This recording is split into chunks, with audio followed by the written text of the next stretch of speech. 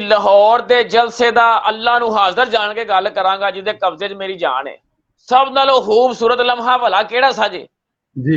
ਜਦੋਂ ਮਰੀਮ ਨਵਾਜ਼ ਨੇ ਕਿਹਾ ਚਲਾएं जरा वीडियो नंबर 1, जरा वीडियो नंबर 1 चलाएं जरा। यकीन मनो आवाम ते ਜਿਹੜੀ ਚੌਕਸ ਹੋਈ ਹੈ ਬਣੀ ਗਾਲਾਂ ਤੇ ਲਰਜ਼ਾ ਤਾਰੀ ਹੋ ਗਿਆ। ਕਿਹੜੀ ਵੀਡੀਓ ਚਲਾਉਣ ਲੱਗੇ ਨੇ? ਹਾਂ ਕਿ ਉਹ ਤੁਹਾਨੂੰ ਪਤਾ ਹੀ ਹੈ ਉਹ ਪਰੇਸ਼ਾਨ ਹੋ ਗਈ ਜਾਂ ਅੱਲਾ ਕਹਿ, ਕਿਉਂਕਿ ਵੀਡੀਓ ਤੁਹਾਨੂੰ ਪਤਾ ਕੈਟਾਗਰੀਆਂ ਨੇ ਵੀਡੀਓਜ਼ ਦੀਆਂ। ਜੀ ਜੀ ਉਹ ਪਰੇਸ਼ਾਨ ਹੋ ਗਏ ਨੇ ਹੋਰੇ ਉਹ ਵੀ ਅਡਲਟ ਵੀਡੀਓ ਚੱਲਣ ਲੱਗੀ ਹੈ। ਸਭ ਨਾਲੋਂ ਖੂਬਸੂਰਤ ਲਮਹਾ ਹੈ ਸਾਜੇ। ਤੁਹਾਨੂੰ ਅਗਰ ਯਕੀਨ ਨਹੀਂ ਤੇ ਬੇਸ਼ੱਕ ਖਾਨ ਸਾਹਿਬ ਦਾ ਨੰਬਰ ਮਿਲਾ ਕੇ ਉਹਨਾਂ ਨੂੰ ਪੁੱਛ ਲਓ। ਅਗਰ ਉਹਨਾਂ ਪੀਤੀ ਹੋਈ ਨਸ਼ੇ 'ਚ ਹੋਏ ਤੇ ਉਹ ਵੀ ਦੱਸਣਗੇ ਕਿ ਵਾਕਈ ਨਹੀਂ ਉਸ ਗੱਲ ਨੇ ਮੈਨੂੰ ਵੀ ਹਿਲਾਤਾ ਇੱਥੇ ਬਣੀ ਗਾਲਾ ਬੈਠਿਆ। ਨਹੀਂ ਲੇਕਿਨ ਉਹ ਇਹ ਨਹੀਂ ਕਹਿਣਗੇ ਕਿ ਖੂਬਸੂਰਤ ਕਹਿਣਗੇ ਉਹ ਕਿ ਖੌਫਨਾਕ ਤਰੀਨ ਲਮਹਾ ਪੁੱਛ ਰਹੇ ਹੋ ਜਾਂ ਖੂਬਸੂਰਤ ਤਰੀਨ ਲਮਹਾ ਪੁੱਛ ਰਹੇ ਹੋ। ਉਹਨਾਂ ਵਾਸਤੇ ਤਾਂ ਖੌਫਨਾਕ ਤਰੀਨ ਲਮਹਾ ਹੋਏਗਾ। ਬਿਲਕੁਲ ਜੀ, ਵੇਖੋ ਲਮਹਾ ਤੇ ਹੈ ਨਾ, ਹੁਣ ਖੌਫਨਾਕ ਹੋਵੇ ਜਾਂ ਖੂਬਸੂਰਤ ਹੋਵੇ, ਲੇਕਿਨ ਇਸ ਲਮਹੇ ਦਾ ਸਭ ਨਾਲੋਂ ਜ਼ਿਆਦਾ ਮਜ਼ਾ ਆਇਆ। इस लम्हे का सब तो ज्यादा मजा आया है। बिल्कुल ठीक कह रहे हो। इसमें तो खैर कोई शक नहीं है।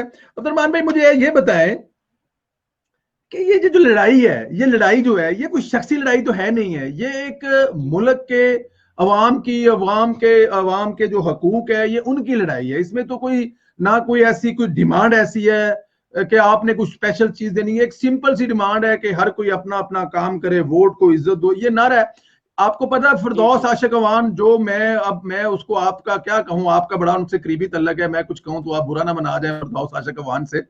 उन्होंने कहा है कि जो नवाज शरीफ का बयानिया है ना, एक्चुअली वो नवाज शरीफ का बयानिया नहीं, इस अवाम का बयानिया है। नवाज शरीफ का बयानिया एक गलीज बयानिया है। आप कैसे देखते हैं उनके इस बयान को? अल्लाह जानदा है परवेज भाई, ये नहीं आई तो इस बीबी नूं शर्म नहीं आई। मैं नवा गर्मी टुर गई है, सर्दी आ गई है, नहीं आई तो इस बीबी नूं शर्म नहीं आई।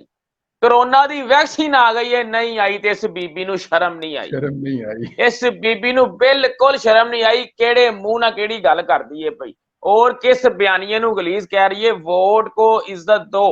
ਇਹਦਾ ਕੀ ਮਤਲਬ ਹੈ ਕਿ ਮੀਆਂ ਨਵਾਜ਼ ਸ਼ਰੀਫ ਦੀ ਗਵਰਨਮੈਂਟ ਬਣੇ? ਇਹ ਮਤਲਬ ਇਹਦਾ ਮਤਲਬ ਹੈ ਜਿਹਦੀ ਸੰਦੂਕੜੀ 'ਚ ਵੋਟ ਪੇ ਉਹ ਇਲੈਕਟ ਹੋ ਕੇ ਆਵੇ ਸਾਡੇ ਸਿਰ ਮੱਥੇ ਤੇ। ਸਾਰੇ ਵਜ਼ੀਰ ਵਸ਼ੀਰ ਉਹਦੇ ਆਪਣੇ ਹੱਥੇ 'ਚ ਹੋਣ, ਰਿਮੋਟ ਕੰਟਰੋਲ ਵਾਲਾ ਵਜ਼ੀਰ ਆਜ਼ਮ। ਮੇਰੀ ਗੱਲ ਸੁਣੋ, क्या खान साहब ਨੂੰ ਵੋਟ को इज्जत दो नहीं चाहिए? खान साहब ਨੂੰ ਇਸ ਨਾਰੇ ਦੀ ਜ਼ਰੂਰਤ ਨਹੀਂ। अगर खान साहब वजीर आजम इलैक्ट हो के आते हैं, चलो हों तो तमाशा लगा है ना, अगर खुदा ना खास्ता